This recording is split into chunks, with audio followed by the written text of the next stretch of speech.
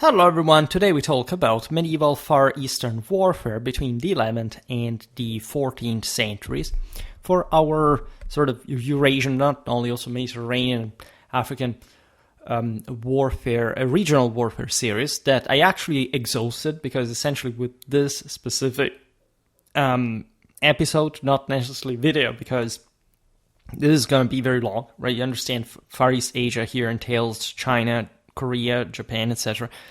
We exhausted that branch of the cycle that already began, I think, the last time I made the video about the Indian part, because I had already prepared today's video, the one you're seeing right now, and I already knew that this would be the last chapter. And by the way, as for that video about India, first of all, in general, not many people watched it because I don't know, there is some, of course, Eurocentric perspective that I understand from my channel. I sort of develop it itself by some degree. I, however, always covered, in theory, like all countries, of course, less depending also on basis of my own knowledge, right? I am European and I tend to know more about Europe.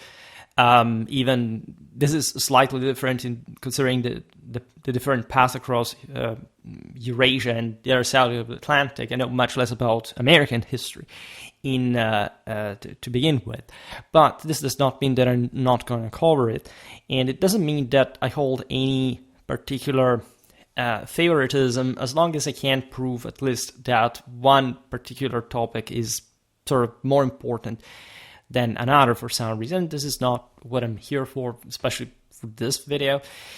And as we've seen in that video about India, actually, I think that was 1/3 of the whole episode, because that's actually a mass, in fact, a subcontinental topic on its own.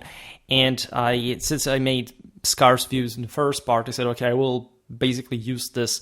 I will make the next video of the episode in the wake of some, I don't know, video that got more views, so that I will balance up my traffic.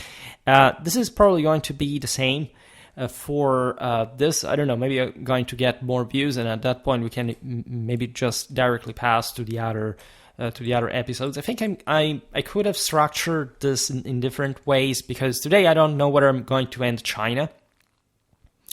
But to paraphrase Trump's foreign presidency, I need to have my China. And China goes first, of course, because it's the most important topic. Then we will pass to Japan, Korea, etc. And then we will look at the usual, as you know, for this regional warfare series, arms and armor section from a more iconographic archaeological standpoint. As you know, I actually have an increasing amount of content on especially medieval Asian warfare, and I'm talking also Far East Asian warfare for that matter. As we started probably another series years ago about China and basically its satellites, its enemies / allies, that will include Japan at some point. And on top of that, this spring I started a series about medieval Japanese warfare as well, because I had never really covered that ever. So I'm using now this trail of Far East Asia to also intertwine better the content I've already made. Honestly, as for many videos, let's say many series that I started years ago, today, if I had to make, for example, the medieval French, medieval German chapter of this series, I wouldn't sort of trim so much information, like making something more concise as I used to do back in the day. Would make I don't know, 2 episodes, 2 videos for each episode.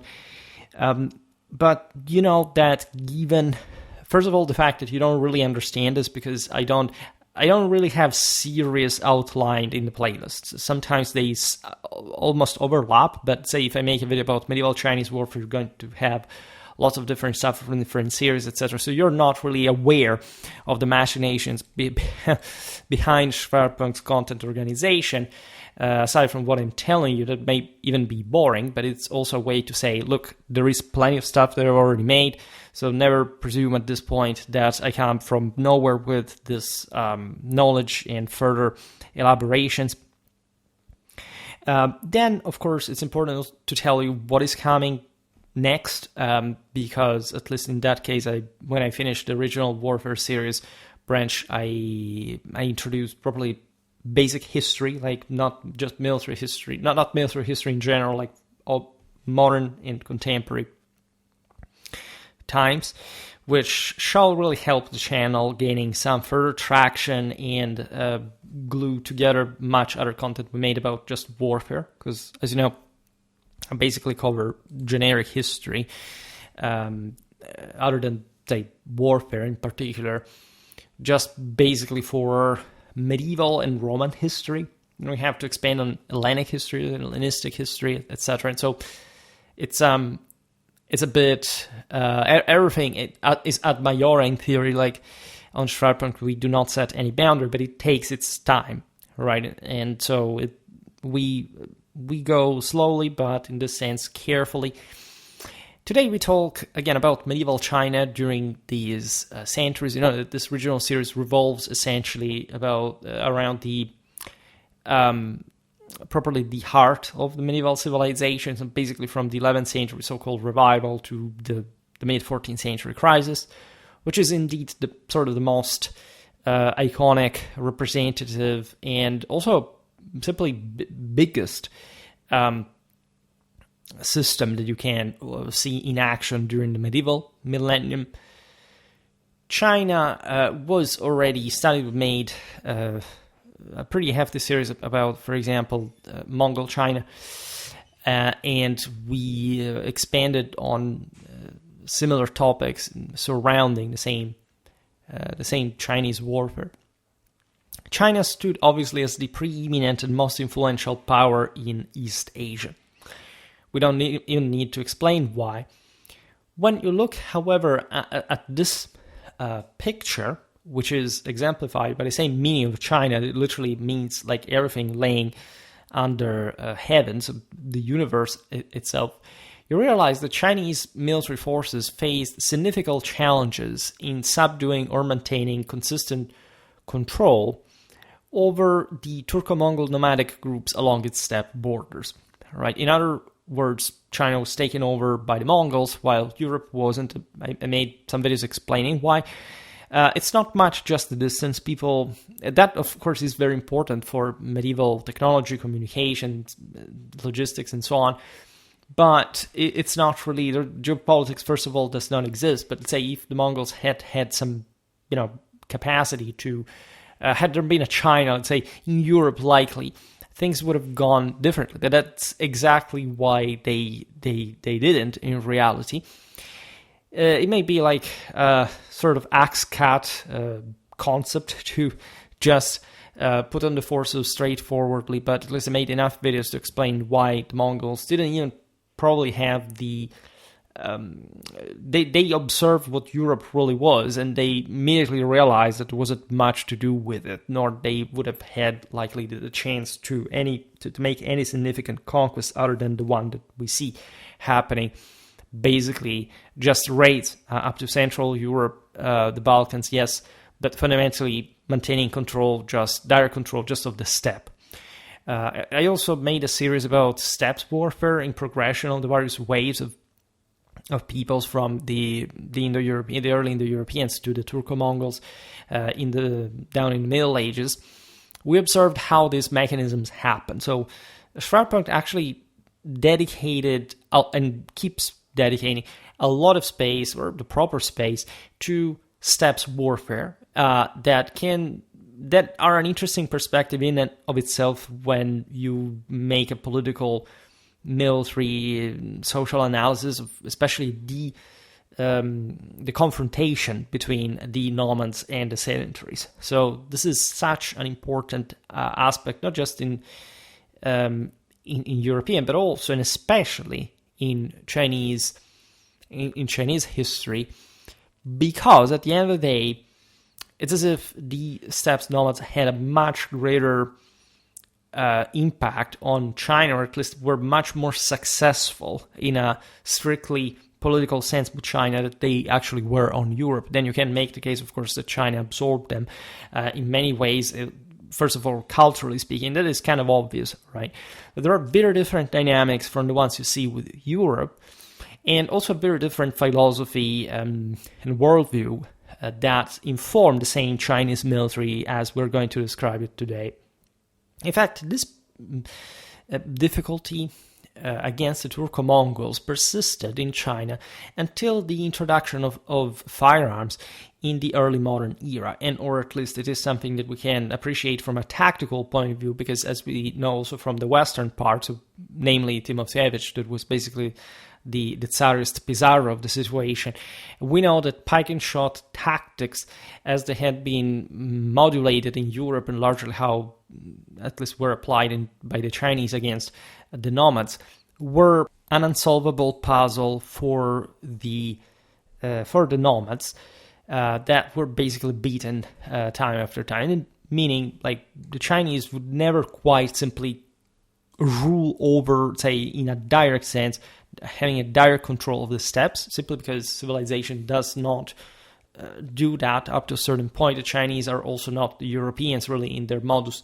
operandi. They would end up sort of containing themselves, having the steppes like as always this sort of very sort of turbulent and or at least source of problems, right? Area, frontier, and we realized that until basically the 7 Years' War, the Chinese army, while being, in fact, literally the largest army in the world and being capable of taming the nomads more often than not, had to routinely carry out these expeditions into the bowels of Asia to stabilize its frontier because of these peoples that, for example, for the Europeans, were not a problem anymore. And it's not really like too many centuries away from the ones that we're discussing here, so barely 300. So the question is for wider. I also made a video answering to, I think, the historian, one of Historian Craft's video that wonder why China reunified and Rome did not. And there's always this, especially in academia, accentuated, of course, my person in this odd, that I'm often at odds with the scholarship. There's this sense of, look at the East, they were so powerful. There's this sense that, especially size, or, oh, look, these were actually another civilization, oh my god.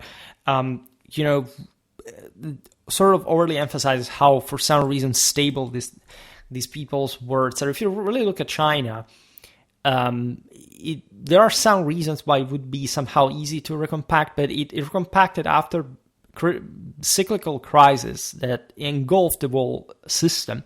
Europe had a much more sort of, regardless of 19th century borders drawing, however we still consider, unfortunately, in academia at some levels, also the past, especially for those who approach like global history, like this comprehensive perspective, essentially without knowing anything about the details.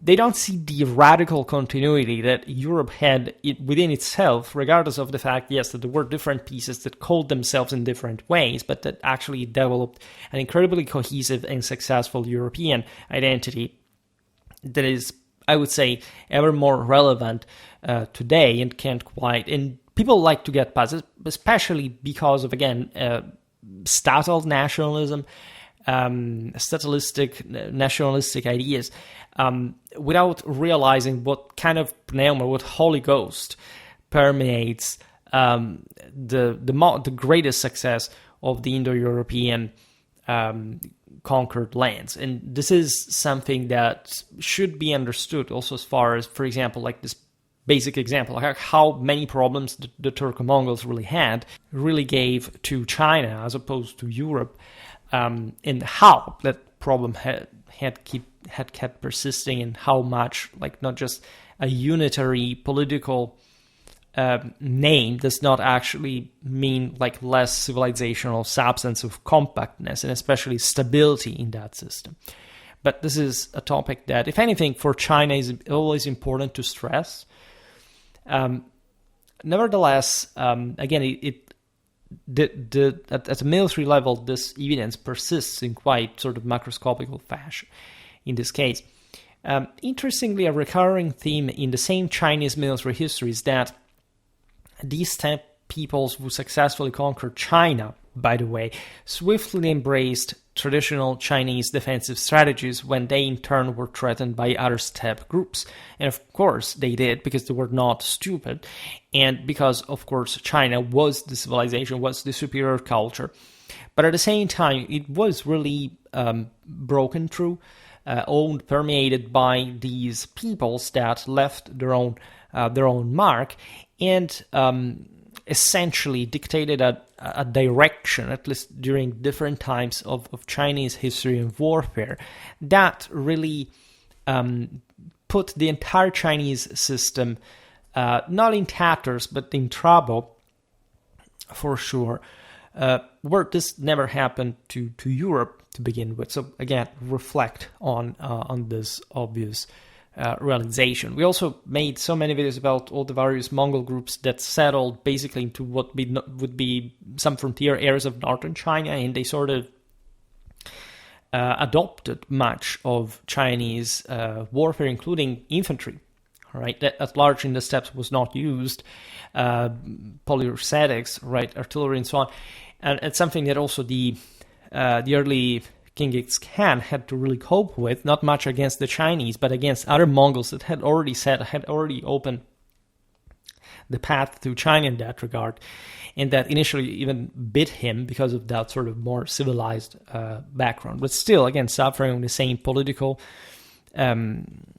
vulnerability that had characterized the same Chinese compared to these barbarians in previous times. When you look at Europe, right, you realize that the only barbarians we had were basically other sedentary Europeans. So the Germans, and yes, there were plenty of Iranians, even of Turks to a degree at the time. Think about the Huns, but again, where did those go specifically, right? We never were conquered by any of these peoples, and more than else, there was a reblending between Europeans that also was going on at different waves within the same continent from much of a time. In China, you don't find this. In China, you don't find, I don't know. Yes, there are some obviously within.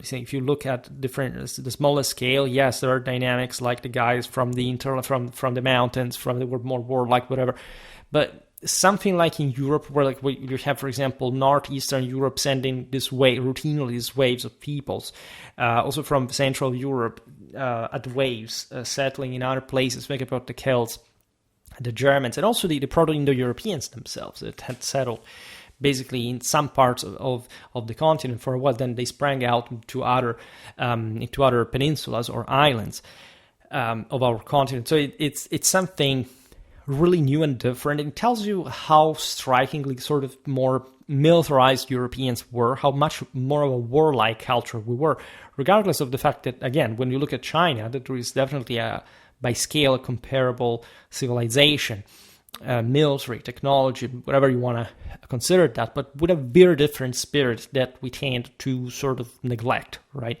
And it's something, in fact, very silly how, from a Western perspective, we tend, especially in the age, at least fortunately, we're able to surpass this of so-called multiculturalism. We want to make of the other some sort of more civilized, smart, capable thing than they actually ever were, without realizing how strikingly more successful, advanced, and competent that in our world domination we were, and that we do not seem to focus on, which instead these peoples would give everything to be able to claim about themselves and not succeeding at all, regardless also of what people think about BRICS or whatever, to this very point in history, right? So there is, in fact, yet another dynamic that we have encountered also for other Far East Asian countries, and especially expanding on the Japanese warfare series, that is persistent, and it falls nicely into this, like the persistent anti-militarist ethos characterizing, in fact, Chinese history during the medieval period, as it did actually in most other eras. That is to say, the military profession and warfare itself were generally held in low regard, right? We'll try to explain now why. This shaped really Chinese warfare at large by prioritizing defensive strategies and wearing down adversaries over direct offensive campaigns aimed at their annihilation. This may be the Taoist Wei Wu Wei that we documented as a sort of unmoved mover in Chinese tradition that, remember, probably China was actually founded as a concept by Indo-European conquerors back in the Bronze Age with the spread of chariot warfare, but that's something that we will see better. But there is no explicit proof of this, of course, but it's incredibly suggested by all data available. But you can easily understand that Chinese isolationism. Again, it's not like China at some point during the modern age decided that they didn't have to expand outside. Yes, there were some important steps, reforms, regime shift, etc., that brought to, especially in that time in history when Europeans were taking the oceans and spreading far and wide, like witness China as a very sort of scholarly comparable civilization, sort of freezing, right, while having attempted things like reaching Africa or doing like mostly for the sake of trade, however. So, but China was really contained within its own relative boundaries. Yes, they did attempt to invade Japan. They did attempt to invade Vietnam. In the latter, they even partly succeeded. But it remained fundamentally a self-preserving system, right? More interested in maintaining internal balance, as we were saying before, than actually trying to some broader, glorious expansion. Yes, there are clamorous Chinese military feats pulling off, like crossing the Himalaya or something, that make even Hannibal's march like sort of being a bit worried in historical comparison. And there is no doubt that the Chinese military was incredibly advanced, efficient, and even professional, of course. But a general attempt, especially in medieval times, to again stabilize a Chinese state into something more cohesive, like it had been indeed in relative terms, but not to that utmost extreme during antiquity, is fundamentally wrong. Like the China was always mostly inward looking and trying more than else to sort of conceive it. This is something at most we could see for Hellenic civilization only in as much as the Greeks, even when conquered by the Romans, literally thought that they were the free, special, independent Greeks that were perfect and had the best culture of all that nobody could change because it was just unchangeable and alienating from the reality, of course, like up to a certain point. I'm exaggerating here, but it was an actual thing deriving from not ethno-narcissism, but almost, right? And this is also, in fact, signaled by Chinese xenophobia. It's somehow even more brutal than the Byzantine one later on. So there is definitely that sense. We are the best system. The blip are these barbarians, but we're still scared by them. So let's try to maintain eternal order, but let's not try to venture out, because where do you venture? You could legitimately make that question, right? How China never had, in that sense, the capacity of, say, I don't know, invading India. All right. And we know also that those steppes peoples that did succeed in taking over certain areas as far as Mediterranean and even the Indian subcontinent were indeed like mostly some, say, floating on a regional pool of local culture and civilization rather than simply changing or molding it on their own. That is admittedly very difficult to do, especially for pre-industrial realities. I mean, look at how the Chinese struggled even to take over Japan at some point in their history. So they're excused for it. But the mentality and the attitude were, in a sense, a bit self-comforting and comforted also by this idea that, after all, internal order was more important than some further expansion. Curiously, despite China's role as a major source of military influence, both Korea and Japan saw a more marked rise in militarization starting from the 11th century, and this is something you could argue being there from before.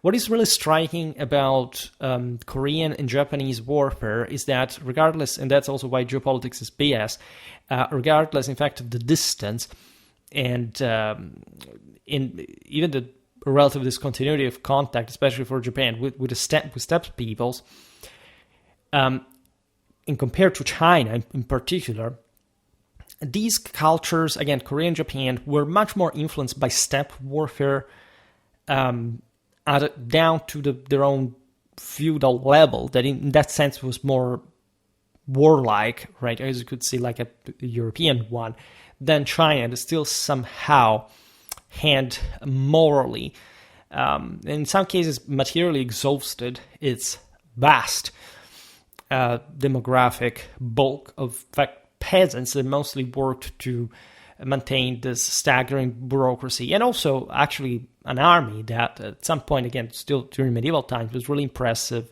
to say the least, but that still was politically crippled in as much as it was incredibly costly. There wasn't much of a general stability, where these barbarians had basically broken through the gates and not really finished in many ways. So this video is not really aiming at analyzing every single aspect of this, because we already do it in others, but these are all very important things to reflect on, because they really informed such a giant like China with characteristics that can't simply be bypassed, like not seen. In part due to the factors outlined above, China heavily relied on what we know as the military agricultural colonies to secure its frontiers. This is also obvious considering the sheer size of China, and the fact that, yes, tendentially there were at least 2-3 major centers of government that per se would overstretch different times of medieval history to control. In fact, this frontier that you can't at some point, there are some specific boundaries geographically speaking, but in a cultural sense, in a civilizational sense, is actually very, very extended, very blurred. The sense being that rather than this was, of course, a practice enacted also by other civilizations, but rather than having a field army, having to go all the way for thousands of kilometers to the frontier to, by the way, keep at bay some peoples that were just maybe to simply withdraw in the steppes, and you wouldn't even necessarily have to chase them. And so it would cost an enormity just for something that you didn't even know where to be particularly serious or not. We would just try to encourage and incentivize, or simply enact through deportation, a military settlement, or at least some sort of militia levy settlement, at the levels of, there is still basically land for sedentaries. Go there and, of course, defend your farms, develop some sort of systems of defense, fortresses, watchtowers, avant-posts, secure the sense some, Silk Route trade. We will send support every once in a while with sort of the regulars, etc. Without mentioning that, of course, these local, governorates at some point were, of course, fighting largely with steppe troops rather than actual Chinese forces, or at least they integrated this mostly cavalry element of the steppe with the infantry sedentary one, but of militiamen, of troops that you can't say were good for nothing, but especially in the frontier, did not spring out of some highly sophisticated statal civilization that could provide with the top-notch elite troops to send dying or being worn out in the frontier, as we just explained. So this was actually an issue. If anything, we should make a video even to get a bit like the map of the situation and understanding how far and wide the Chinese frontier with the steppe really was, which sort of explains much more things. But again, this does not simply explain how and why the Chinese had this specific behavior with different people. They mostly pursued correct strategies, but it's, as always, mostly politics, moral force that is going to dictate whether these are going to be pursued with energy or in efficiency or not.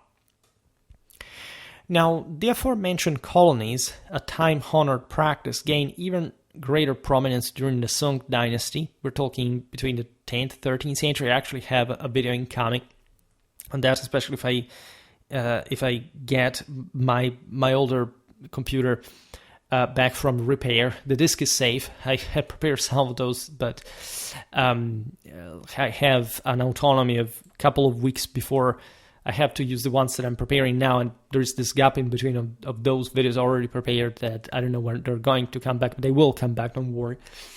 And in fact, we'll describe the military, where such military colonies were referred to as ying-tien. The garrisons stationed at these colonies were primarily composed of archers, so reflecting China's traditional strategy of holding fortified positions, and or translated in practice, these were just basically some broken militia that would, again, camp from within fortresses, but inherently, of course, they wouldn't do just that, nor they were just archers, of course, but tendentially, like, would essentially leave the initiative to the enemy, which we know from our Hauer von Kriege series, how really detrimental it is. What's the point? Well, of course, if I am shooting from a tower and there are some savage horse archers coming from around and trying to take me out, I will start camping with a crossbow or something from behind the palisade, or even maybe some stone structure. Even though do not think that the frontier, even if there is the Great Chinese Wall, etc., I don't think that. In fact, that is at least the most important factor in the equation.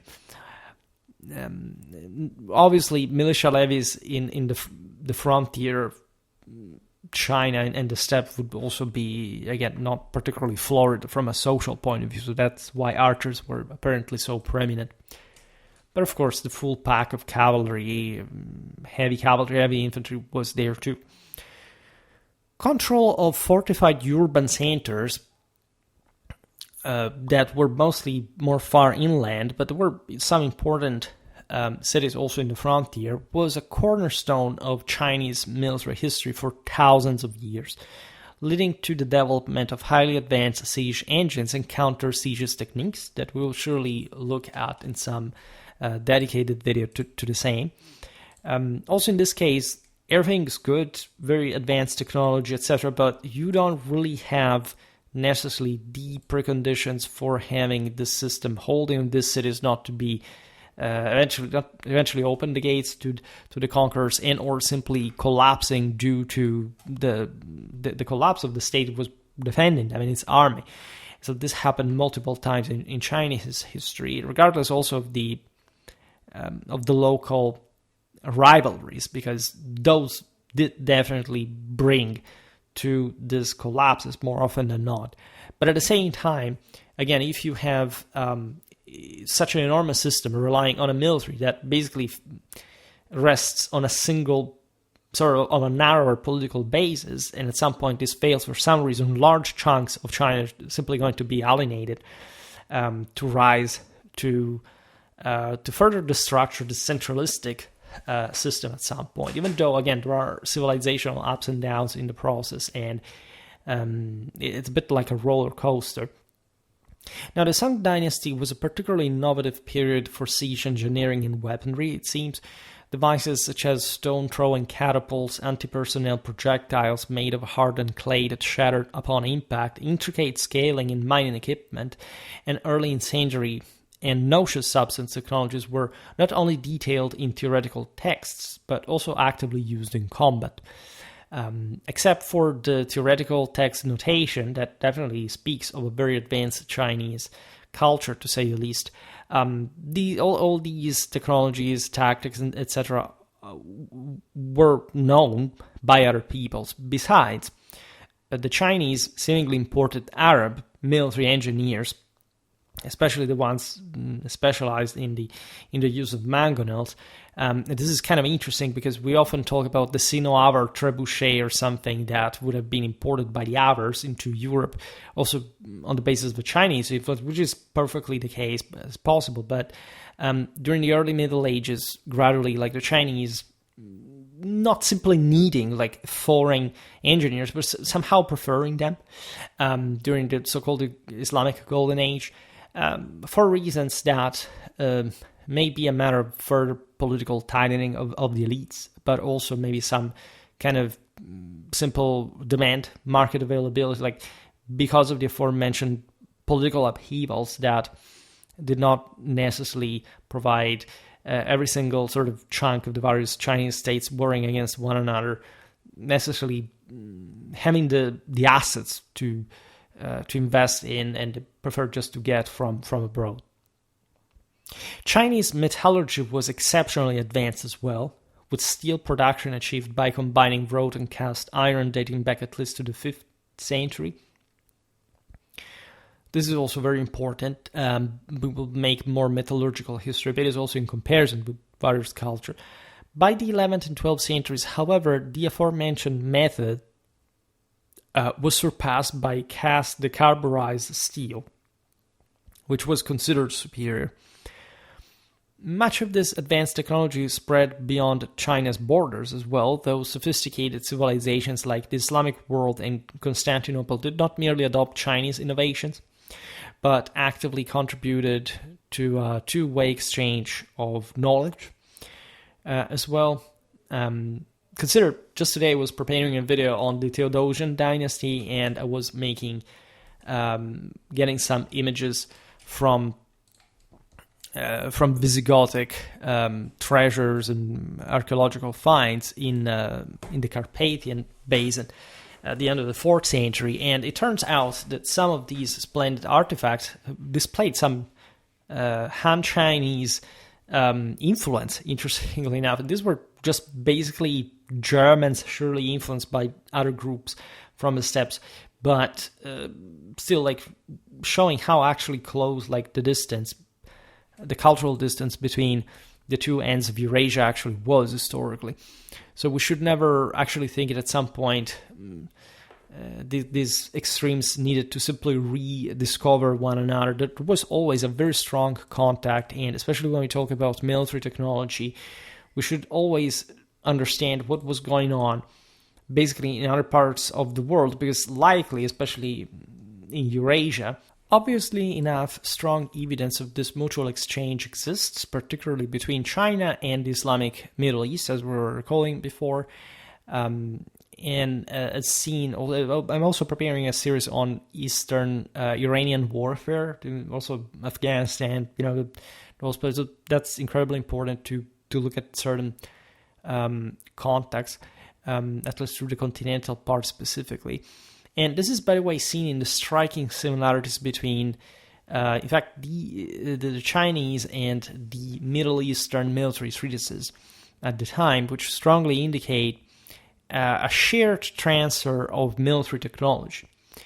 The Song era was notably prolific in producing theoretical military writings, as we just stated. For example, the Jing formation, consisting of 9 units arranged in a grid and used by Chinese armies against nomadic enemies on the open steppes, was identical to a formation described by a 13th century Indo-Persian military theorist as employed by Turkic Central Asian forces. Naturally, we do not really as fully know what kind of tactics and formations were employed across Central Asia to the degree that we would at least like to. But, and in fact, we can't really speak of specifically, oh, look, these guys were simply copying one another, because if they had been cut out from one another, basically they would have not fought that way, right? That's really disingenuous to believe.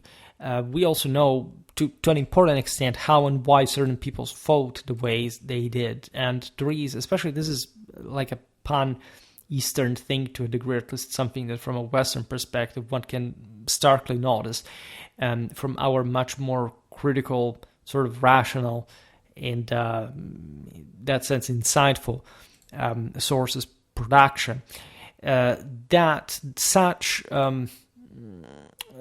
idealism regarding for example, the specifically pre-ordered formations, tactical models, etc. It's something that you see even in Byzantine military theory, right? You read the Strategicon, it seems as if the Byzantine army always went at war with the same tactics, doesn't matter how much modulated for the different threats of peoples, but it's obviously a sort of divertissement. It's just like inherent in the nature of these texts, the contexts, the milieu in which they were written, read, etc. At this time in history, you don't need really a book telling you how to deploy troops, because commanders out there are already brought up in a context that does not require a military theory to inform their experience. So what we should see this extraordinary sources like is indeed a very precious sort of military historical insight in their culture, but mostly from a conceptual point of view. This idea of also geometrical symmetry, of numerical symbolism, by the way, and they're all informed also with specific religious meanings and ideas, etc. And so you can see it even in the numbers of the armies in the chronicles, etc. You know that they are telling some sort of rounded up or exaggerated numbers in ways that, however, were not meant to sort of scam everyone, including the 21st century, the average 21st century person that simply reads this as matter of fact, right? Otherwise, it's just somebody who's scamming you, was writing false history. They were doing that because they wanted to reflect like a broader worldview and a general sense of sort of cosmological and historical interpretation passing through a refined order mirrored by their own by the principles of their own culture. So definitely not what the average 21st century person, a lesser person, actually understands. There are interesting practices that, by the way, were shared by different peoples at this time. For example, the Chinese employed dummy figures in siege warfare mounted on carts during marches to deceive enemies into expending their arrows. And this, again, happened as some sort of ruses pretty much everywhere. Just even in here that we know, because we have some texts that like to talk about that rather than the actual dynamics of combat. It's a bit like the Byzantines did. Again, this idea of, oh, look at, we found a special weapon, look at how it's the perfect trick, the enemy's so dumb, whatever. And it's that attitude that we were talking about before. Not like the hardcore sacred element of combat in strategic ratios. It's more like, okay, well, look at how smart we actually were, because these sources were winking at sort of listeners that knew largely, as we explained, also how war really was, because they were mostly destined to the elites. But that, so this thing is cherry on top of something, in fact, they knew to be much more complex. Excuse me, drink a little. Now, we know that comparable tactics were used by Turco-Mongol forces by the late 14th century. Again, nothing strange. These would have used them also earlier. Also by the Indianized peoples from southern Burma in the 12th century, if we are extending here on an actual Far Eastern perspective, right? So was this just a Chinese influence? No, right? This stuff was just pretty obvious. And again, you may not find, surely there may have been some level of cultural imitation in the sources, because it's not, again, like we have iconographic or archaeological evidence of this. So if the sources in some parts of Far East Asia were imitating Chinese works just to look cooler, it's likely that the stuff would have been repeated. But if any of this was normally used, as it was really everywhere, even though it was just like a very secondary, if not tertiary aspect of warfare, again, it's obvious that there would be a similarity. And it's obvious that certain military concepts spread across Asia more readily than advanced military technology. it's easier, right? And after all, warfare is about moral rather than material forces. Although a period of significant Iranian Middle Eastern influence on Chinese arms and armor design ended in the 9th or 10th century, witnessing to the actual influence of Islamic civilization on China as well, thereafter China, alongside Iran and the rest of the Middle East, came under considerable Turco-Mongol military influence, as we know. And that's something we documented also in our videos, for example, about Western Iranian warfare, about the Iraqi, Syrian, etc.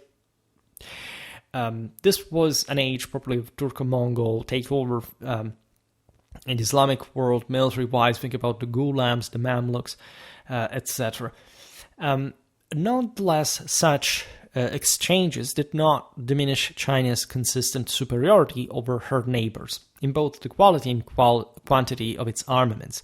That is to say, was China more advanced than Persia? Of course, at large it was. Again, it was a massive, to say the least, potentially statal civilization, regardless of the sort of the structuring of the migrant suffered during the early Middle Ages, like all across this system. Say Iran was just more like a feudal regional power that doesn't matter how strong, really, it was also not more stable and or necessarily more militarily advanced. Again, the standards of warfare would have been fairly similar during the High Middle Ages, but again, China was really like comparable just to Europe, in maybe for some aspects in India, in terms of military might. Given the threat posed by steppe nomads, whose primary weapon was the bow, it is unsurprising, by the way, that the effectiveness of many Chinese armors was judged by their ability to withstand arrows. This is something that, as you know, all across the Eastern world, if we understand this, in fact, in parallel with its context with nomadic powers and this quite toxic relationship whereby basically every political crisis is exploited by these peoples to destabilize, to infiltrate, etc. Think about how more, say, the meme of lamellar armor being an Eastern thing. Like, yeah, it's something you can see also in Europe for the same reasons, by the way, the contact with the steppes peoples and their hail of arrows. And yeah, it's just a tendentially better way to cope in principle with such projectiles and in the specific, say, quantities that were entailed in that nomadic tactics. However, the differences would be somehow debatable to a degree. For example, when the Mongols fought against the Westerners, the latter were initially, even maybe for trying to rationalize their initial defeats, saying, "Oh my God, look at Mongol armor! It's so wild, so primitive. It's all stitched and it's all heterogeneous, but it's so strong it can't be allegedly penetrated." But just from the front, actually, because if you shoot them or if you hit them on the armpits or from the back, they're more vulnerable. And then basically we know from the Ilkhanate of Persia that Frankish mercenaries and Italian crossbowmen were used by these guys with much greater sort of a need of them that the Westerners ever had on these forces that were always second rank. Look at this even within the Ottoman armies, or even in the Polish-Lithuanian one. So it's really interesting how we aggressivized and glorified the sense of Eastern warfare, of some deeply ingrained, some special culture on its own, when you actually realize that not just warfare is often the product of some sort of very patchy and only good enough kind of reality, right, and achievement, but that things do not add too much up when you actually look at the details of it, or even at the macroscopical aspects that at times you choose not to see. All right. For example, in some aspects, and this may be profitably criticized, but Chinese weaponry often seemed overly intricate. right? Possibly a reflection of a largely peaceful society relying on advanced military technology to counter more belligerent force. So again, a bit like the Byzantines that had a pretty, as you know, exhausted peasantry. They didn't have any of the vitality of the urban centers of Western Europe, whatever, that produce also, in fact, some of the, probably the most strictly materially technological side of the story. But they were so obsessed about, I don't know, their liquid fire, their sea fires, they actually called it, made a video about that recently, about all the, like Hellenistic powers. Seated chariots, armored elephants, all kind of catapults, all that, then losing to the much more primitive, rough, but also sort of straightforward Romans in many ways. So here it's basically the same idea. I sort of reject a bit too much this notion that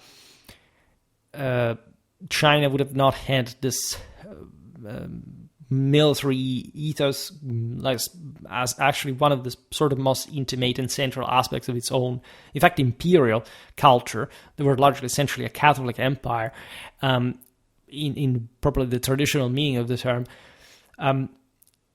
In fact, not even the fact that most people were actually demilitarized was the problem. The problem was, again, maintaining enough stability and therefore not toying with some broader sophistication that, I don't know, a Mandarin, let's say, milieu could have produced for institutional reasons of political, say, presentability, institutional culture.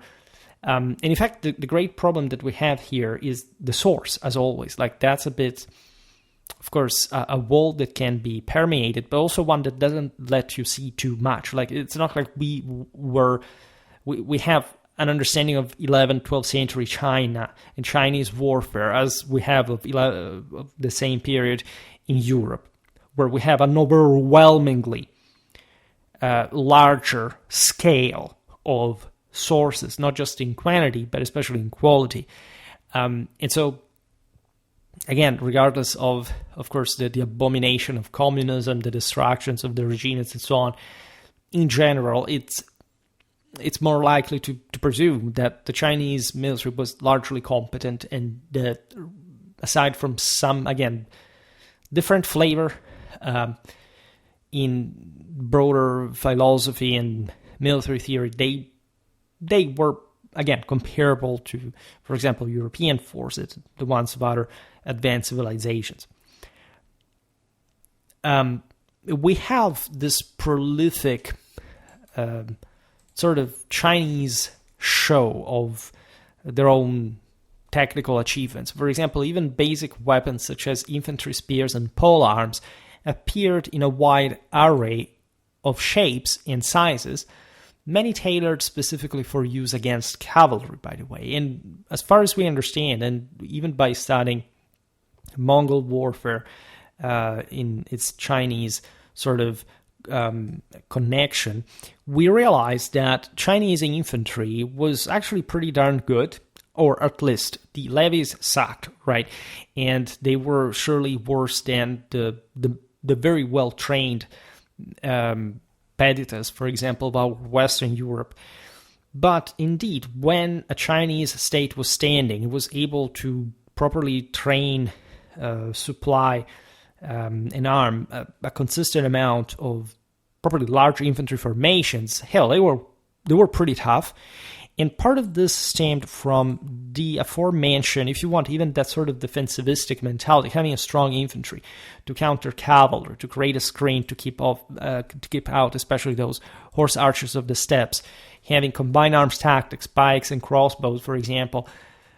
Well, that is something that I personally see in Chinese warfare, not only even in the Sinicized sort of Mongol one, for example, that is quite evident. So again, a very different type of infantry, socially wise, when you could see that performance compared to Western Europe, but still one that could reach, maybe in some cases even surpass at different times of European history the quality of sort of at least the European average infantry.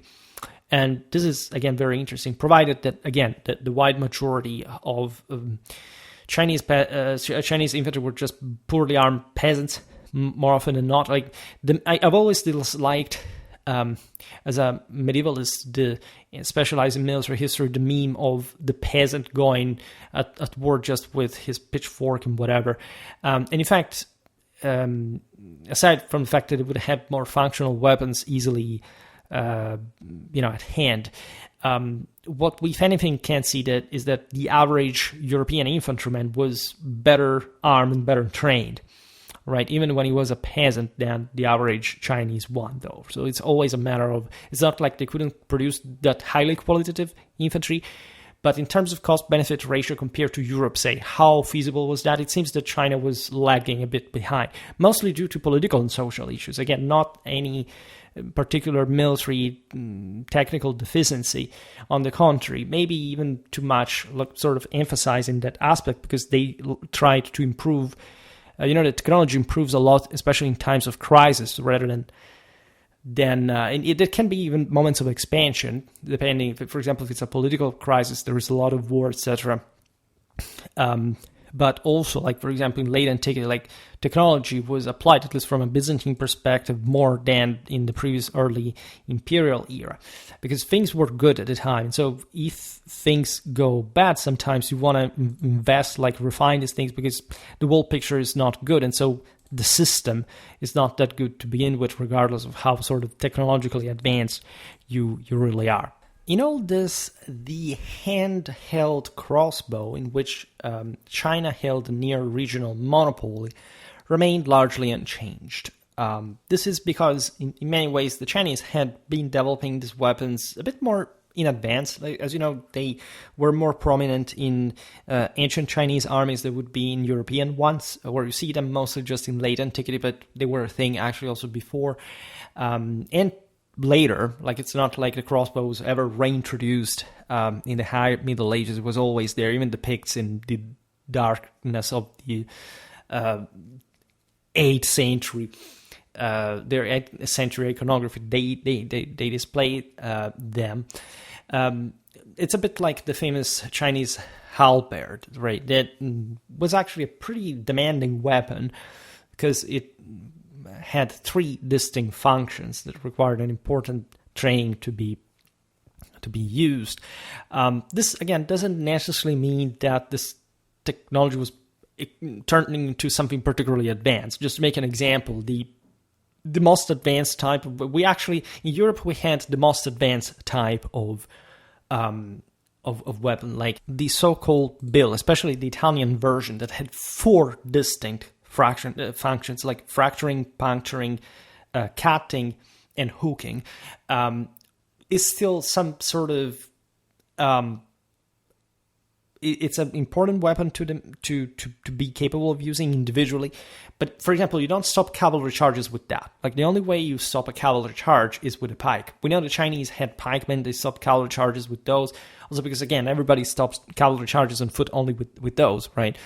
But having a crossbow or having, again, a halberd, for example, per se, is not really an indication of any systematized collective training involved, right? Yes, it requires, as we said before, there were some elite units even equipped with this, but they were, in this sense, used more ad hoc than we think. They were less systematically employed. And in some cases, we just see this stuff among, pretty affluent, Chinese third estate communities, that when they protected their own urban centers, for example. And the peasants may have been, armed even with crossbows, but it's not like the crossbow per se. It's its performance that really matters. It's, again, like you had an early medieval crossbow compared to, 14th century one, to the most advanced type. Like, there's a massive difference. And in fact, China does not advance its crossbow technology as much as the Europeans do during this time, especially during the 13th, the 14th century. So even as far as this is concerned, you realize that the Chinese were, yes, very advanced, but still not necessarily more advanced than the West in that regard. The Chinese considered the crossbow as the most powerful weapon in the 11th century, which is interesting when you read Anna Komnena's description of Frankish crossbows. And again, they're a bit like fantasy to an extent. I mean, some of them were really fierce weapons that could take everything out. But let's say a missile weapon per se is not what you win battles with, all right? It's the auxiliary light element that comforts the action of the heavies. And so these notions, are the Chinese consider this as the most powerful weapon? Well, in a sense, because they were considering the technology, but let's say nothing matches, even in China, like a knight, right? So it's more like this attention towards technology that betrays, like in the case of the Byzantines, actually some problems on other sides. Besides, there were different types of crossbow, as we were saying also in China, including the multiple 100 bamboo version, which is, again, even crazier in exceptionality, which may have incorporated a leaf spring system, but may have also simply been a sort of divertissement, because how much resources do you spend for it when it can be a defensive siege weapon, a unique thing that you want to have fun building, but in general, like at that point, it's better to have more crossbowmen with more straightforwardly simple crossbow to be tactically effective. Some crossbows were in fact so large they required a winch to draw, while others were compact enough for use on horseback as well.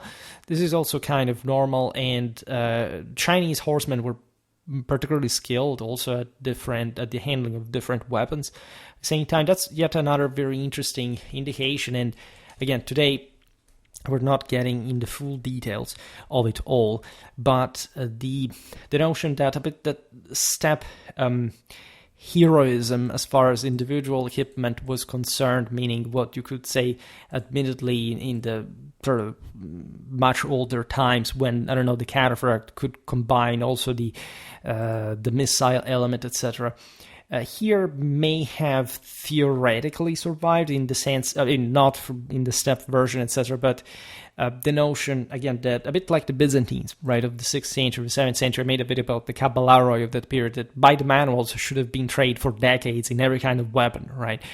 It's more, again, prescriptional than what would have actually happened, and there's no doubt that these guys were good at it, but again, if you have some multiple specialty in a trooper, it's more likely that the army is not good compared to simply distinguished, sort of specialties that you can use in combined arms tactics.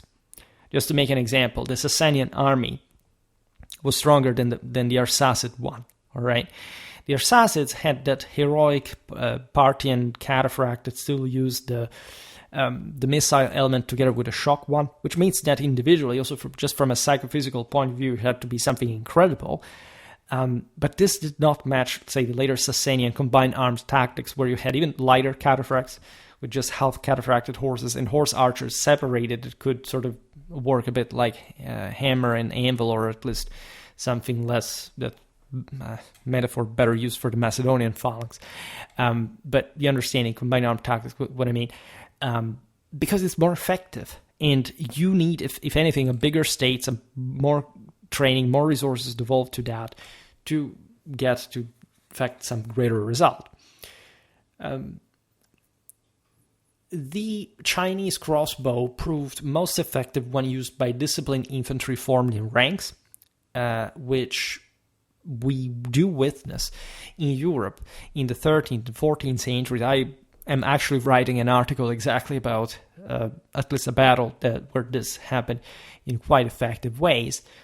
This would have been also the most obvious way which to collectively use crossbowmen when you had enough training and capacity. So, for example, Europeans, as we said before, had better crossbows than the Chinese by that point, but later medieval times. Is there a connection between Chinese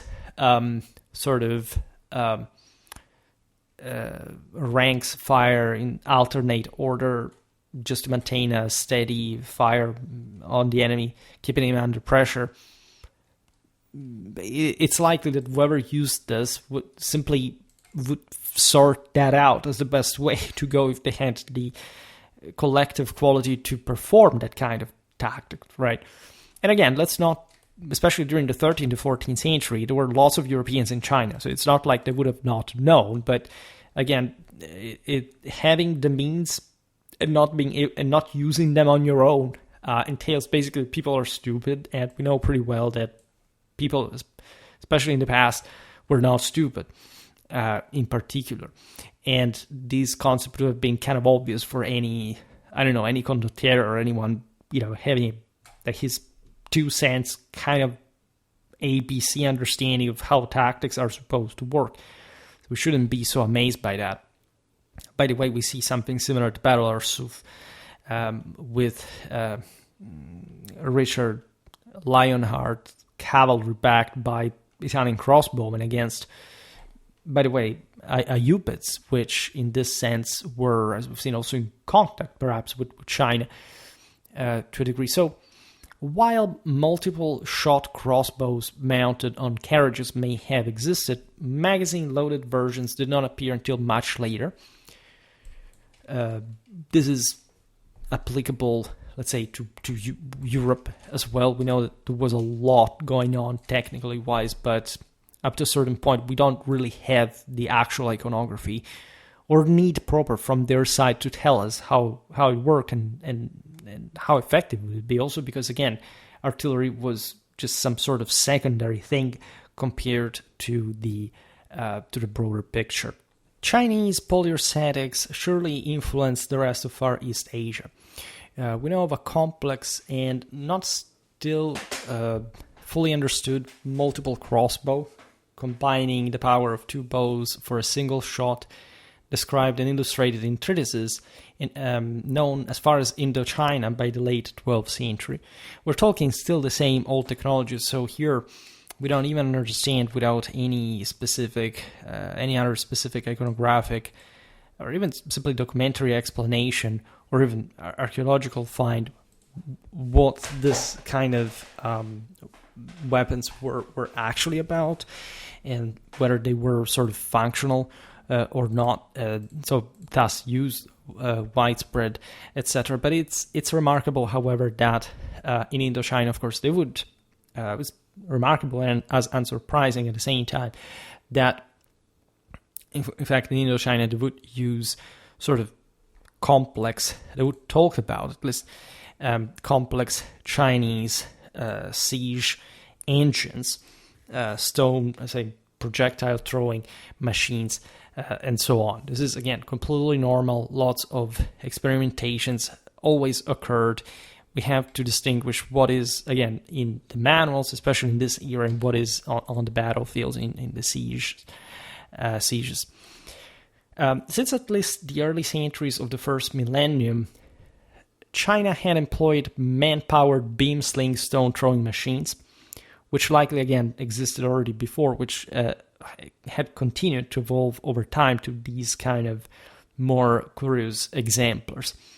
However, the maximum weight of a missile for such devices was not particularly big. At least it's been estimated something like 100 kilos.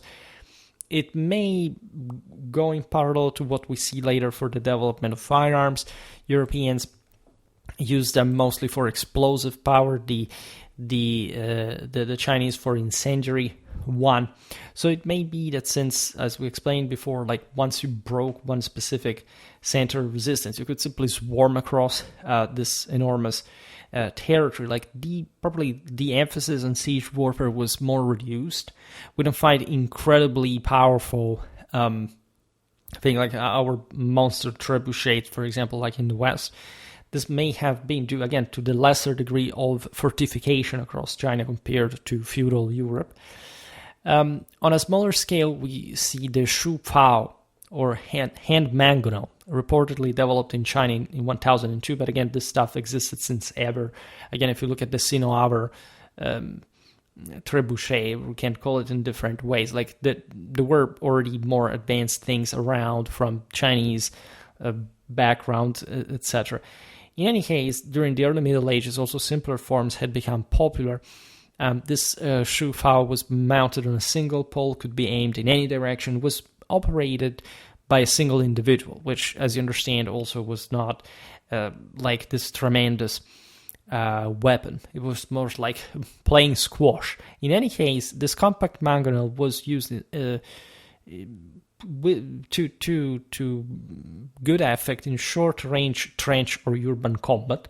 So never underestimate how these weapons, also the smaller ones, would play in concert with others. This is something that we tend to underestimate for Europe as well. We always have this generic information about many other war machines during sieges, but by being less performing, we may think, okay, well, they cared about them less, but it's also the overall effect that it would be, in the way that they would be employed all together, for example, in concert with a certain tempo and timing to support the assaults and so on, that really mattered, right? So if you look at, for example, this Chinese context and this sort of one-man mangonel, well, it's a very interesting notion. It speaks of some sort of flexible kind of combat, some sort of portable artillery.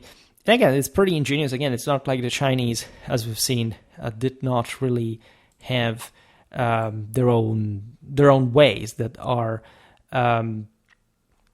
their own effectiveness, and especially in a concerted use. And especially if you have lots of people and you can provide them with this sort of small, compact, relatively inexpensive things, well, you're going to have fun. Yes, tendentially it's worse than having sort of more qualitatively better trained and drilled forces. But hey, like with all that massive Chinese demographic pool, and basically these guys that, are really alike to one another in as much as they're, as we've seen, largely just peasants. And again, yes, I'm brutally sort of butchering the actual in-between that existed in the social estates in the Chinese hierarchy, but still at large, like the proportions numerically do not lie either. This smaller, again, one-man mangonel may have even originated in the Islamic Middle East itself.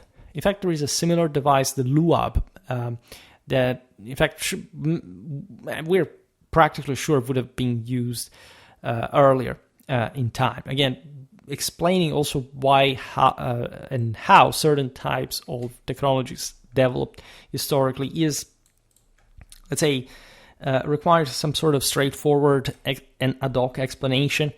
Why, for example, we don't see this stuff in the West. Is it a good or bad sign? As we've seen, it's probably also like comparatively a positive sign. But at the same time, there was a specific reason for which they would preferably develop in this other context that you must understand for the inherent logic, right? Because if you went to fight there, as it, say, ideally, like with a different system, you may have been maybe not sort of put in difficulty by that more than much, but surely you would have found people that were skilled and competent in their way of war in that way, and they would have known how to employ it against you. China employed various types of armor, though chainmail was rare and considered Western in nature, which is interesting because, as we said before regarding the steppe influence, it was greater in some, especially iconographically speaking, compared to China, that tended to have its own styles in depiction and sometimes, in fact, probably using some artistic license. In Korea, we find chainmail. There was a guy that, watched the video made about medieval Korean warfare, said, really, did the Koreans use chainmail? Well, yeah. Why shouldn't they use that? Yes, it was kind of more Westerner. There is indeed some kind of... We've seen this actually in many videos about the steppes, that Western weapons, arms and armor, were really very popular in the steppes. Right, they were imported from as far as that, and possibly reaching even, in fact, the Far East on the other side.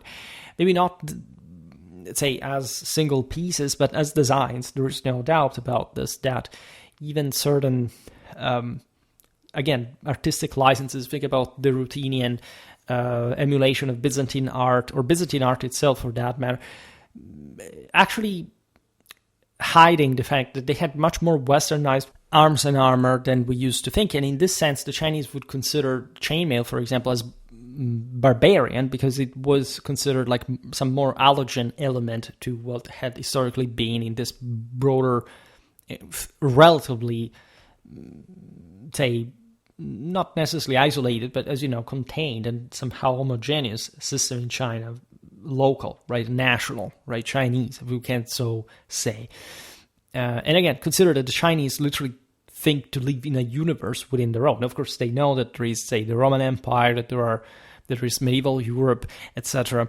But still, as far as they were concerning their practical politics, of course, they deeply considered themselves traditionally and culturally like the universe, the most important thing that existed out there.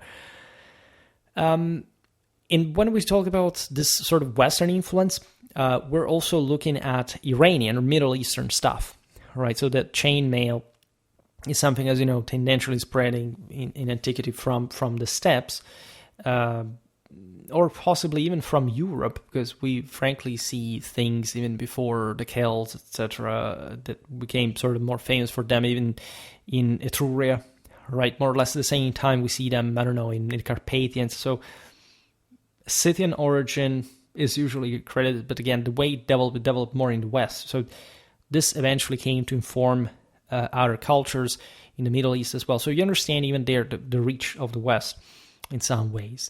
There was then hardened leather. The vexata quest of so many, especially Himaist reenactors, like how spread better really leather armor really was. In China, it was known as skia. And we know that it was common. More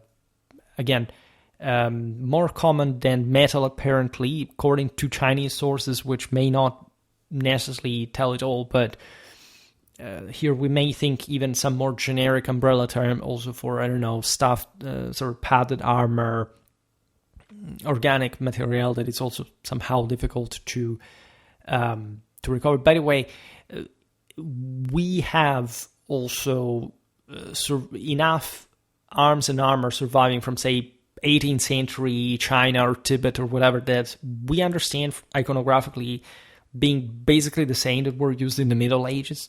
So we can understand better how these things would have worked in a more primitive and crude context. However, the finest armor, again, more prevalent than chainmail, was, of course, metallic scale or lamellar. Right, the Kia itself was actually structured in the same way, but in this sense, we think that it was less. There were sort of less complete Kias, sort of mimicking metallic and lamellar. Again, this is debatable by some, but that seems that's the tendency.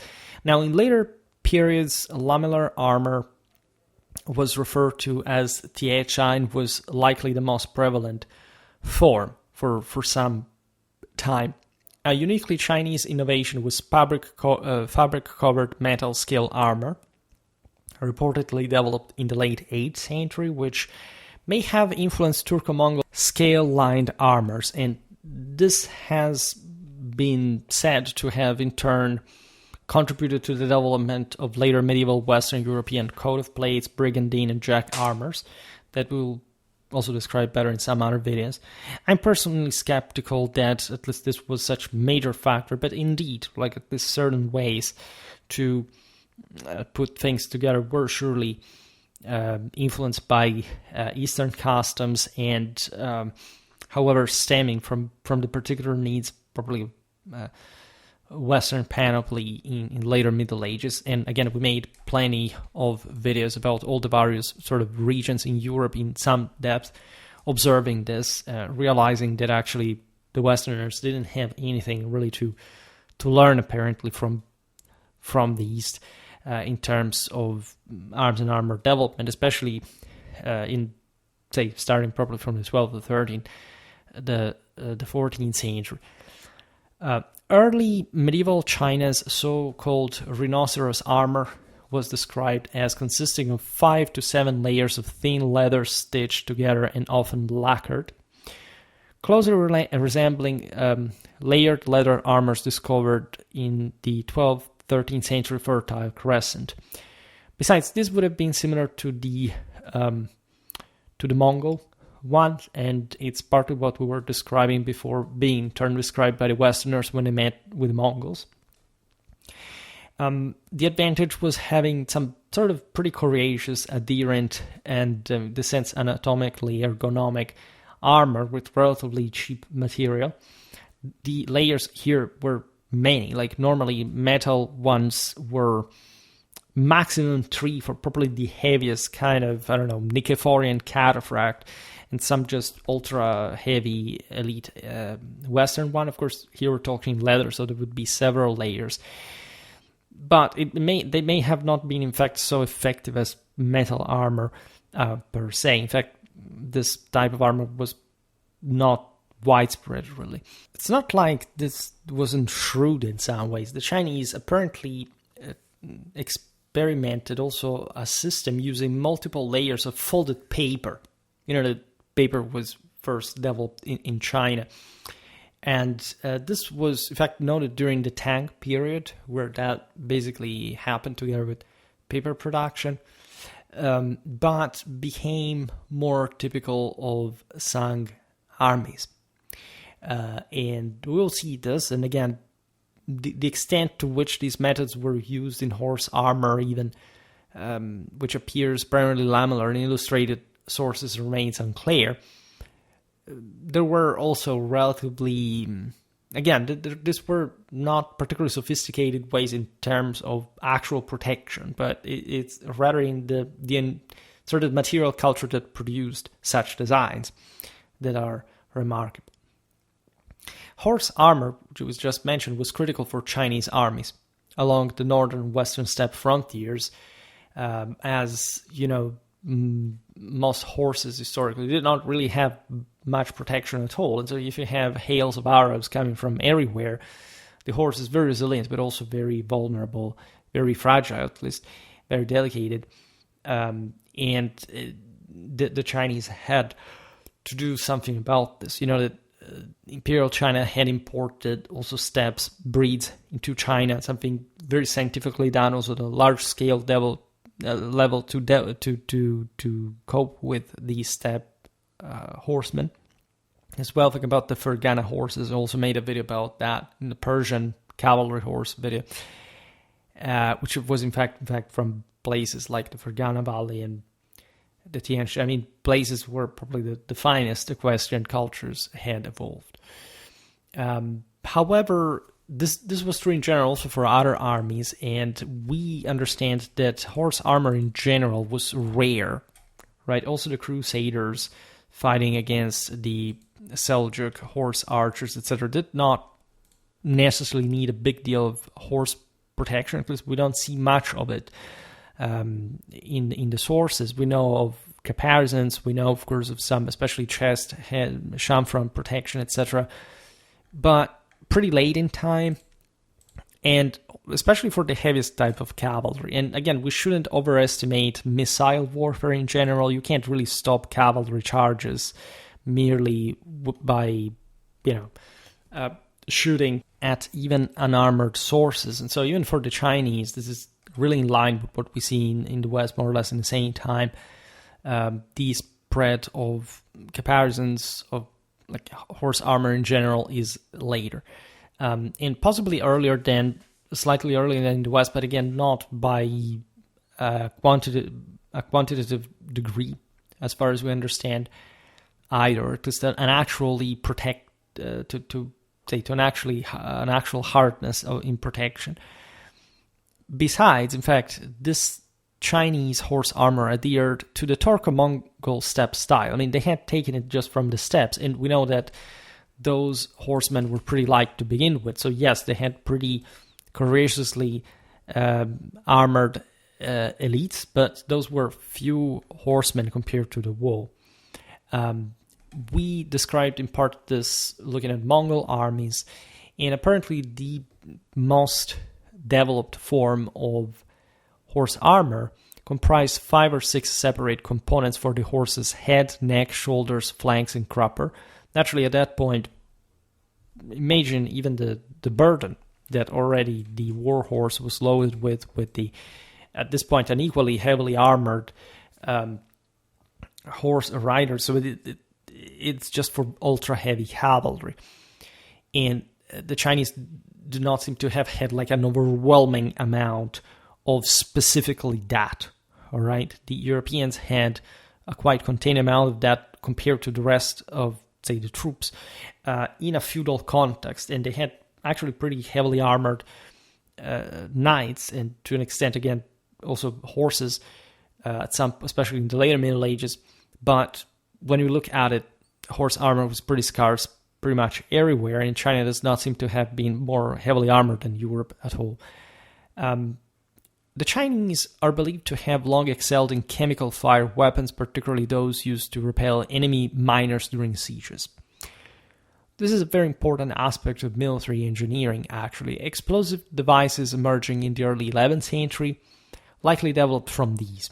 So for the Chinese, we can somehow track, this is something we were also recently discussing in other videos, probably the use of gunpowder around the turn of from the first to the second millennium. Initially resembling large fireworks launched by mangonels, so in a rocket form, these later became smaller and were attached to arrows or thrown by hand even. So grenades, etc. Like, as you understand, this is not necessarily a specialization towards shells, right, in a sort of artillery direction, as we know instead the Westerners immediately made use of, together also with the Mamluks, for example, just to speak of an Islamic connection that could be closer to China. Consider that Egypt controlled, in fact, the straits that connected, in fact, through the Indian Ocean, Europe itself, through China by sea. Now, by the 12th century, flamethrowers emerged, relying on early gunpowder rather than petroleum. In fact, unlike those in Constantinople and the Islamic world, in the aforementioned video about Byzantine sea fire, we actually think that the Byzantines themselves may have handled explosives earlier than we think, connected with probably like the liquid fire, the sea fire, however they called them, which again may have been in itself at some point an umbrella term that again had actually tons of different names specifying the particular type in times and moments of say that would make us amazed of the idea of an early gunpowder technology. But we also explained how the gunpowder technology itself would not necessarily have the immediate necessity to spread in firearms when there were sort of more cost-effective, beneficial means available, right? So that's a discussion we will have on another occasion. So determining who first used gunpowder to propel, for example, a missile from a primitive gun between even China and Europe is fairly challenging. Again, the Chinese seems to have had a more incendiary tendency, maybe connected to the aforementioned, say, scarcity of more stone fortifications compared to Europe, at least across the wider Chinese world, which may not actually account for the fact that, in fact, there were massive cities in China, metropolises that would require, also given their quite sophisticated fortifications, something more smashing. But all across the country, imagine more wooden,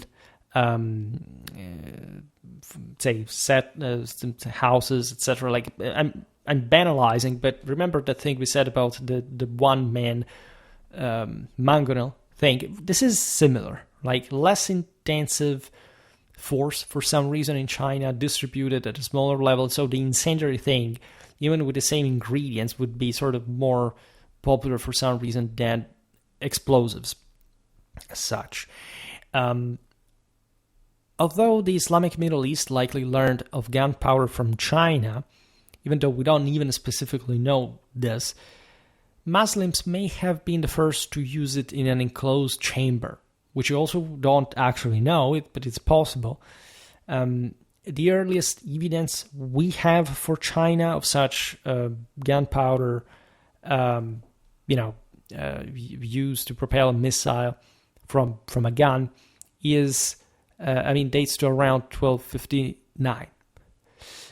This is interesting because, as we explained also in the recent video about Western European naval artillery, evidently those guns, by being already available in the early 14th century, would have been around from a while in experimental form, and so 1259 is not very far back in time. This may actually point to the fact that the Chinese were more had started before Europe.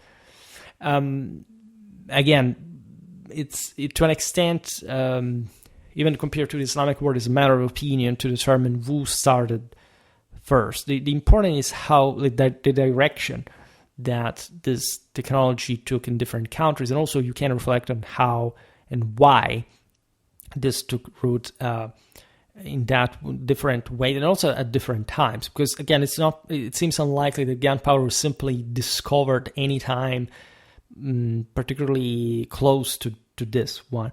The ingredients were already there, obviously from a very long time, at least, and combined and experimented. But again, the reasons also why firearms were fully developed, etc., take paths that unfortunately we can't fully track, and we will need actually another video on to really examine more in detail. Chinese engineers advanced riverine warfare because of some major riverways that had been the basis of the same Chinese civilization, including an unsuccessful attempt in 1272 to use treadmill-powered paddle wheel boats to relieve a besieged city, interestingly enough. And again, experimentation does happen in war as well, and not always with the best results, but still, this is very interesting. As previously mentioned, nomadic groups that conquered northern China quickly adopted Chinese military systems, arms, and armor. However, the Kingizid Mongols, unlike their predecessors, not only conquered southern China as well, but also established an empire spanning much, as we know, of the Middle East and Eastern Europe. This was a truly oceanic empire, as they called it, which meant a universal one, facilitating a broad exchange of ideas and personnel. Actually, the Mongols remained quite materially primitive and backwards even after they conquered China. I mean, if they were ruling from China, they had more readily at hand all the means available, including the same Chinese army. Yes, they would bring gunners, let's say artillerists of some sort, to Europe even, and these were Chinese guys attached to a primitively, brutally nomadic Mongolian force that, again, would not really advance that much necessarily because of any overall greater technical advancement compared to the peoples that it conquered, including China, evidently enough. Of course, the Mongols quickly integrated Chinese technology and one of other conquered peoples in their own armies, but at the same time, their own means were mostly dependent on their steppe spaces. And that's why, again, the Mongol dynasties would go on in China as Chinese, whereas the Mongols remained Mongols in their nomadic lifestyle. The Mongol Yuan dynasty that we made a pretty hefty episode, 3 videos of 1280-1368, included Mongols, Chinese, Khitans, Yurkans, Koreans, Tibetans, Kipchaks, Alans, and Ruthenians, at least if we understand the broader reaches of this power from a nominal point of view.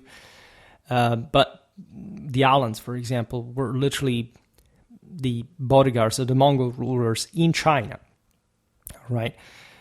Marco Polo claimed Europeans designed advanced siege engines for Kublai Khan, which tells you, again, how in need actually the same Mongols and the Chinese alike were of more Western technology. There are other sources showing how senior military engineers kept coming from the Islamic world as well. But this is interesting because it, again, for such a developed country like China, like the immediate necessity of these advisors may underscore some internal crisis, just like the one brought to the Mongol conquest, and or the fact that the conquerors themselves needed sort of more reliable foreigners that would be, in fact, more loyal to the Mongol cause in China than the Chinese would. So imagine just the amount of connections here, the amount of military cultures, of ideas, and so on. This happened to at a smaller scale as well. For example, the Ilkhanate of Persia's best artillerymen were apparently from Syria. They also made a video explaining how and why Syria was historically more urbanized and technically advanced than basically most of its surrounding regions. Made a video about the Adat infantry, including sort of their military engineers. So it's interesting, again, how we perceive, say, civilizational advancement, technological advancement, cultural advancement, and these do not go necessarily in parallel, or they go but in non-obvious ways that most people tend to sort of flatten too much alongside some sort of simplistic dichotomies. The Mongol-Yuan period enabled Chinese leaders to learn from and recruit across a vast region, but it's obvious that Chinese systems and technologies ultimately dominated in the Far East, right? That was never really challengeable to begin with. And the aforementioned military agricultural colonies that during the Mongol-Yuan domination were now called tun-tien were revived in northern China before Kublai Khan's conquest of the south. And we're talking about proper Chinese troops, right? It's not like the Mongols were simply stationing, well, they had their own divisions with which they moved all across the world, right? From the Mongolia is also at the top. Imagine like the earth like getting narrower at the top, and Mongolia being located in the north conveniently to descend on various parts of the broader sort of longitudinally wider, latitudinally lower regions, right, of the world. So those were sort of the field armies, right? But when it took to garrison frontiers, also to keep at bay other, I don't know, Mongol groups at some point, or other peoples around, other nomads, etc., Chinese troops were actually used, right? So much so that, interestingly enough, the system was briefly extended to Mongolia as well in the 1270s, and more effectively to defend the southern frontier against Vietnamese and other adversaries into the 14th century. The simple reason being that, of course, in the north, it was more difficult, as we've seen, to even distinguish who was who. To an extent, it's not like the Mongols brought Chinese garrisons into Mongolia, right? But they tried to adapt the Chinese system to Mongolia as well, whereas in the south, in Indochina, the Chinese had just the upper hand, and so they could simply colonize the Vietnamese in some ways, at least, because, yes, the Yuan did control Vietnam. I made a video about medieval Vietnam explaining a bit of this, because it's often said, the Mongols eventually lost, or it's not really true. The Mongols really succeeded in controlling Vietnam, right? Just, of course, with the limits of such relatively stretched scenario and resources, right? But in that sense, the colonies were quite effective because you would really bring people into this agent factor into the conscious active defense of these territories from the locals, importantly enough. The Ming dynasty, which drove out the Mongols, as you know, we are said it before, in the mid-second half of the 14th century, continued the same practice that we just outlined. China keeps going on with its own very specific ways. Nomadic conquerors also introduced new weaponry, often serving as conduits for advanced technology from elsewhere. The Yurchen ruled northern China, made a video about their army just recently. And as the Qing dynasty, 1237, originated from Manchuria's forest steppe region. They weren't even properly full nomads, as we understand. They had been taken it from other groups, and at some point they sort of rose, and they had this overrunning wave, with their armies featuring numerous infantry archers wielding large composite bows themselves, possibly influenced by the semi-composite weapons of Siberia's forest people. We talked partially about this also as far as Korean warfare was concerned. It was very close to this. And so it's interesting to see how even sort of the fringe of the barbarians wasn't merely a nomadic one, right? And how it wasn't even necessarily like a technologically inept one. For example, the counterweight trebuchet that was notorious also for its later developments and having allegedly been simply invented in the Middle East. Let's not digress on how extensively used compared to Europe, more or less in the same moment, was introduced in China under the Mongol rule, for example. And we're talking a century of time lag, basically, in terms of spread from these other regions. This was known in Chinese as the hui-hui pao, or Islamic mangonel, operated in that case by Middle Eastern specialists, but not only. Outsiders contributed little, however, to Chinese, for example, naval or riverine warfare, mostly because, as we've seen, they came from this continental dimension that didn't know much about that. The stern rudder apparently originating from China had already spread to the Islamic Middle East, for example. And so you understand how, in that way, even if, the Chinese were active at sea, but let's say other peoples were too, but they, in that sense, they were more advanced under certain points of view. Internal wars, including those against Mongol rulers and during the early Ming period civil wars, so actually endemic to China, drove further technological and tactical advancements in Chinese riverine warfare in the 13th, 14th centuries, including the use of firearms on ships, which is exactly what we were looking at the other day as far as actually Western naval warfare would be developing in this along the same period. So also with the timeline here, we are more or less there. All right, this is very important because, again, it's important to trace differences, but it's sort of misleading to presume that when we have the first evidence, or at least when we think one thing was invented, what does that actually means? Meaning, in etymological terms, the actual picture is more nuanced, where you can have, again, countries developing some kind of greater say kind of technology apparently, but not, as we've seen, for example, with firearms, developing it to the fullest to some reason. So at that point, who is actually more advanced, right? What does it mean to invent something? It's something different from innovating. It's something different from further developing, simply integrating into military systems.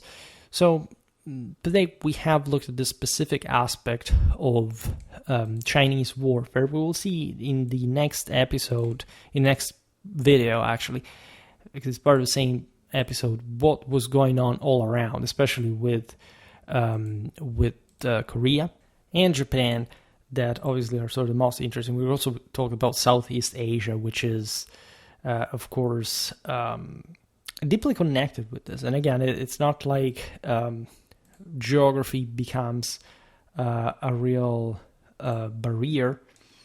Actually, it can become a bridge as well. And it's interesting, again, how, in fact, quickly and synergically, different cultures, different stages of development could concur, could cooperate.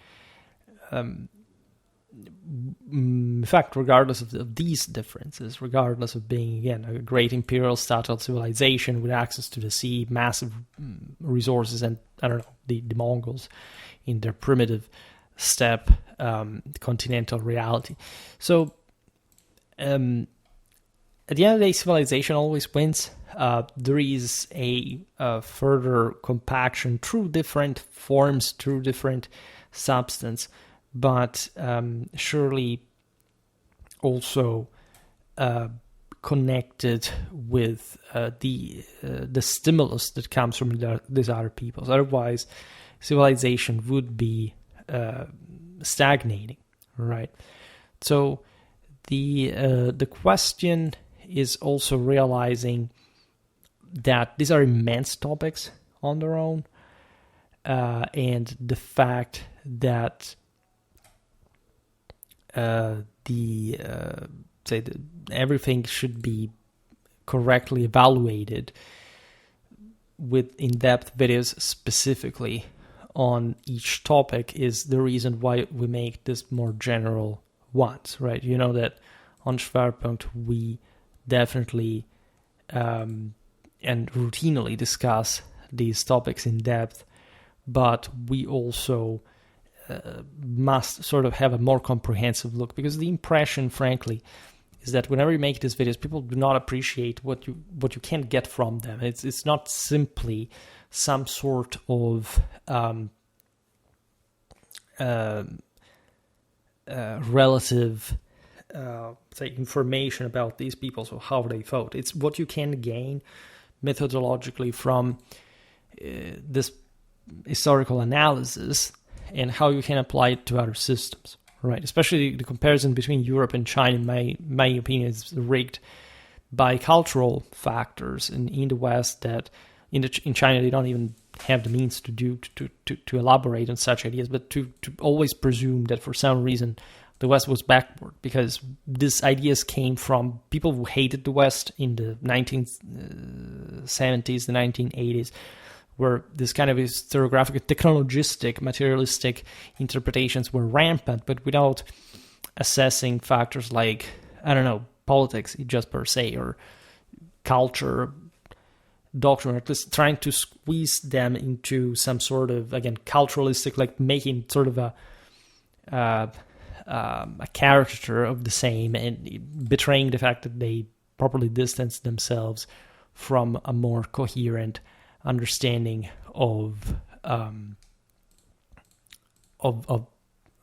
world, of reality, and of warfare in this case.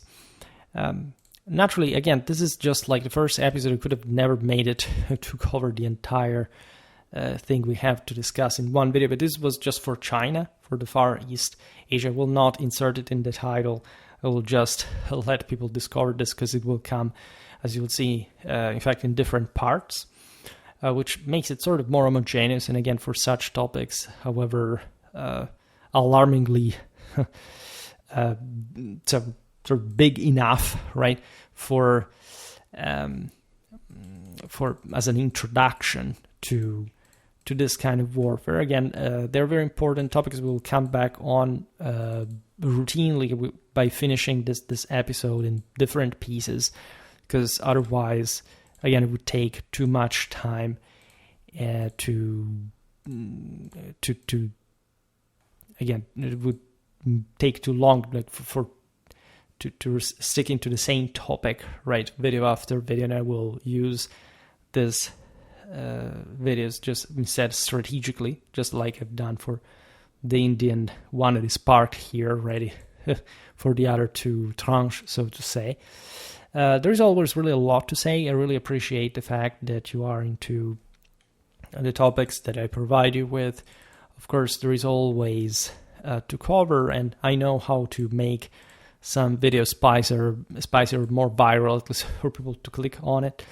But in general, I think we're following the right track. Like, I don't make clickbaiting, as you know, but when you make this kind of content on YouTube, you always have people who derail from, like, they follow you because they think that you make much more dumber and simplified stuff like the other channels do, and you have at some point to, like, the carrot and the stick. You have to send in more clickable content that is maintaining actually in the content, like we're talking thumbnails or titles, like being attractive in that sense, but actually talking about that very specific topic. And then covering topics that people would watch less, but that you sort of have to balance up exactly to form this harmony. And again, especially yesterday's video about the Cathars was absolutely, like, it came out of the cycle. I didn't think about it. Like, when I made it, I said, okay, well, probably I will make some consistent video about this, but I didn't think until I made it, okay, let's make it viral through a catchy title or thumbnail. We would say, but why don't you make it for the other videos as well? Well, it is done, but sometimes the topic is so specific that it couldn't get far just by that, and that's the pity. People don't understand that more intelligent content is better to learn, to grow, and It's not really some guy's opinion on YouTube, unfortunately. Like, bad history content has somehow polluted a bit the trust of people in that regard, regarding what you can do and how people are going to trust what you say, right? And in fact, I don't know, I've always been spiteful towards bibliography stuff, because there sometimes people think I make niche topics, but they're so general. Like, if they knew from which kind of background I come up with this stuff, they're so ABC. Like this topic, this video today, for example, it's so, I mean, in my view, it's so superficial. All right, it's not necessarily badly done, or explain, like, the things I say to me, to my standards, are fine, and again, it would be for YouTube compared to most others, just by the sheer depth and also reliability of the information. Again, the best comes into the method, and if you don't embrace that, it's difficult to understand this content. It's difficult to follow that. If you're habituated to 15 minutes content and you don't familiarize with the channel, it's perfectly obvious that you're not going to appreciate what this is actually about. Besides, we're making ever more kind of Chinese history content.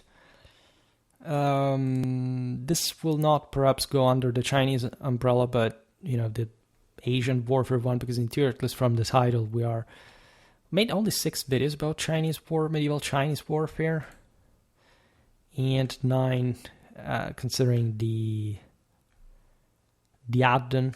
Say that there's even a well, that's good content. I'm glad whenever we make it as introductory as it can be, but that's basically what we're up to. Very well, for today, however, I stop it here. I just hope that you enjoyed this video. If you did, please share it. Otherwise, leave a like or subscribe to my channel if you're interested in my upcoming content. As always, I thank you heartily for listening to me. I wish you a nice time and see you next time.